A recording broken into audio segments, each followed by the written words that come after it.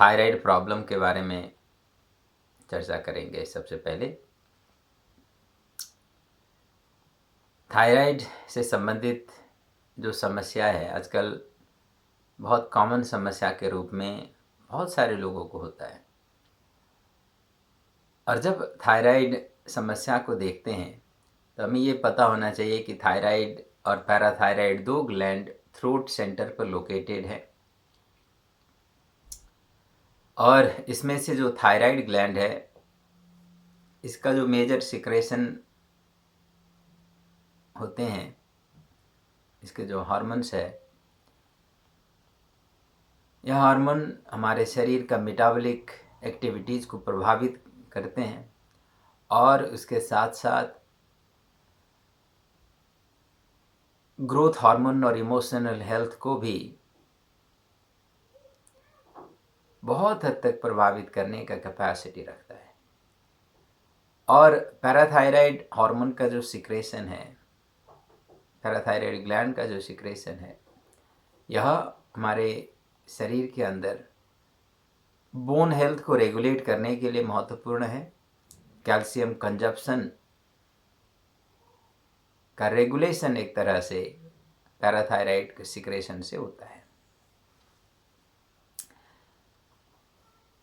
और जब किसी को थायराइड प्रॉब्लम होता है, टेस्ट करने के लिए जाते हैं तो मुख्य रूप से 3 टेस्ट किए जाते हैं, T3, T4 एंड TSH। अब जब थायराइड ओवर एक्टिव हो जाए तो नॉर्मली हमारे शरीर का मेटाबॉलिक रेट बहुत हाई होता है, हाइपरथायराइडिज्म। जब ऐसा होगा तो फिर मेटाबॉलिक रेट बहुत ज़्यादा होने का मतलब ऐसे में इंसान को ज़्यादा स्वेटिंग आएगी, रेस्टलेसनेस भी थोड़ा ज़्यादा होगा और ऐसे वेट भी जल्दी कम हो जाता है। अगर हाइपो हो जाए तो थायराइड का सिक्रेशन अगर इनफ ना हो तो मेटाबॉलिक रेट स्लो डाउन हो जाता है। अगर ऐसा होने लग जाए तो इससे फिर नॉर्मली मेटाबॉलिक रेट अगर स्लो होता है तो वेट गेन एबनॉर्मल होने लगता है।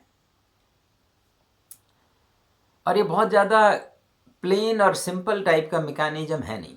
अब ये थायराइड को स्टिमुलेट करने के लिए थायराइड स्टिमुलेटिंग हार्मोन TSH बोलते हैं, TSH का सिक्रेशन पिट्यूटरी ग्लैंड से होता है। अगर TSH इम्बैलेंस होता है तो फिर इससे विपरीत प्रभाव पड़ते हैं। अब TSH को भी सही रखना होता है, T3, T4 को भी सही रखना होता है, तभी थायराइड हेल्थ सही माना जाता है। अगर TSH ज़्यादा सिक्रेशन हो रहा है तो उससे भी मेटाबॉलिक रेट में इम्बैलेंस आता है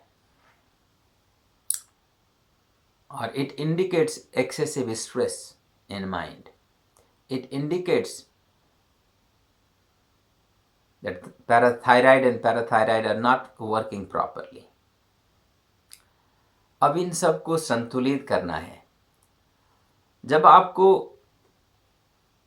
आपके पास किसी का टेस्ट रिपोर्ट आ जाता है तो आपको ये देखना है कि T3 या T4 में अगर प्रॉब्लम है तो मोस्टली थ्रोट रीजन को स्टिमुलेट, एक्टिवेट और स्ट्रेंथन फिर रिलैक्सेशन करने वाले प्रैक्टिस प्राइम फोकस प्रैक्टिस होना चाहिए।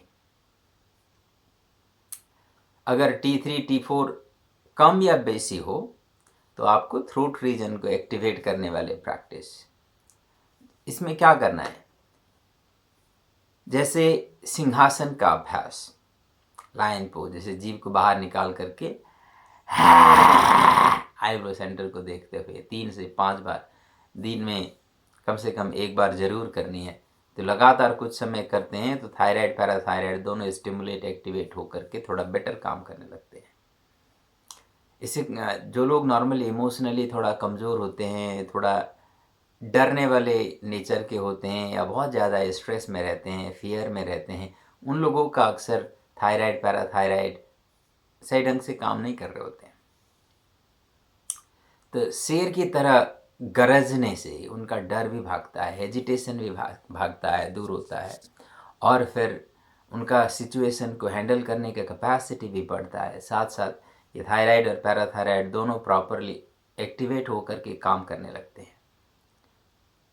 इसी तरह से योग में और टेक्निक्स है, जैसे उज्जयी प्राणायाम।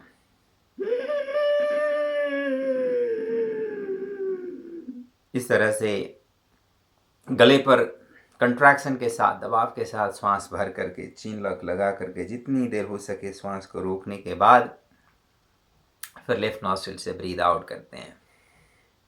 फिर दोनों नॉस्ट्रिल से श्वास भर करके अच्छी तरह से थ्रोट रीजन पर स्टिमुलेटिंग साउंड क्रिएट करते हुए ब्रीद इन करेंगे, और फिर चीन लॉक लगा करके जितनी देर हो सके श्वास को रोक कर, फिर जब लगने लगे कि इससे ज़्यादा श्वास रोकना मुश्किल होगा तब फिर लेफ्ट नॉस्ट्रिल से श्वास को रिलीज करते हैं। तो यह उज्जयी प्राणायाम है। इसके साथ साथ जब रेगुलर आसन का अभ्यास करते हैं उस समय भी, हम आसन के समय में भी ब्रेथ को स्मूथ रखकर रिदमिक हिसिंग साउंड के साथ इनहेल और एक्सहेल का प्रभाव को थ्रोट रीजन पर अनुभव करते हुए ऑडिबल ब्रेथ का अभ्यास करते हैं। तो इसको भी उज्जयी ब्रेथ कहते हैं। इसका भी बहुत अच्छा प्रभाव है। और इसके साथ साथ कुंजल क्रिया हफ्ते में एक बार कर लेते हैं। इससे भी थ्रोट रीजन स्टिमुलेट होकर के स्ट्रेंथन होता है। और नेक के कुछ एक्सरसाइज है, सामान्य एक्सरसाइज। नेक एक्सरसाइज और थ्रोट एक्सरसाइज एक हद तक इंटरकनेक्टेड होते हैं। इस सीरीज को पूरा नेक एक्सरसाइज जो सर्वाइकल के लिए किए जाते हैं, राइट साइड ले जा करके रिटेन करना थ्रोट रीजन पर ही, इसमें टाइटनेस आता है। दूसरे साइड फिर ये साइड स्ट्रेच करेंगे, पीछे जाएंगे, आगे जाएंगे, और फिर रोटेशन करेंगे। ये पूरे एक्सरसाइज करने से भी ये थायराइड पैराथायराइड दोनों स्टिमुलेट होते हैं, एक्टिवेट होते हैं, स्ट्रेंथन होते हैं। तो ये भी अच्छा अभ्यास है। इसके साथ साथ योग के आसन के अभ्यास, जिससे थ्रोट को स्ट्रेच करने वाले कितने सारे आसन हैं, जैसे भुजंग आसन है, धनुरासन है, उष्ट्रासन है, और फिर थ्रोट पर प्रेशर डाल करके रेजिस्टेंस डालने वाले आसन जैसे सर्वांग आसन है, विपरीत करणी और हलासन है। ऐसे आसन, इवन मत्स्य आसन, ऐसे आसन के कॉम्बिनेशन में जब हम अभ्यास करते हैं तो इससे थ्रोट रीजन पर स्टिमुलेशन, एक्टिवेशन और स्ट्रेंथनिंग इफेक्ट साथ साथ आता है। This will also help T3 and T4 regulation. अगर TSH में प्रॉब्लम हो तो ऐसे में हमें ज़्यादा फोकस करना होता है रिलैक्सेशन सेंट्रिक ब्रीदिंग एक्सरसाइज, जैसे प्राणायाम में ओम चैंटिंग, अनुलोम विलोम, नाड़ी शोधन, भ्रामरी, और फिर इसी तरह से शवासन, और फिर कायोत्सर्ग, योग निद्रा, मेडिटेशन के अभ्यास नियमित करने से TSH स्टेबल हो जाता है। और रिलैक्सेशन सेंट्रिक प्रैक्टिस और नेक और थ्रोट एक्सरसाइज, साथ में सिंहासन और उज्जयी, और वीकली एक बार कुंजल क्रिया अगर कोई करता है तो उसको थायराइड और पैराथायराइड के कोई भी प्रॉब्लम नॉर्मली ज़्यादा समय नहीं रहेगा।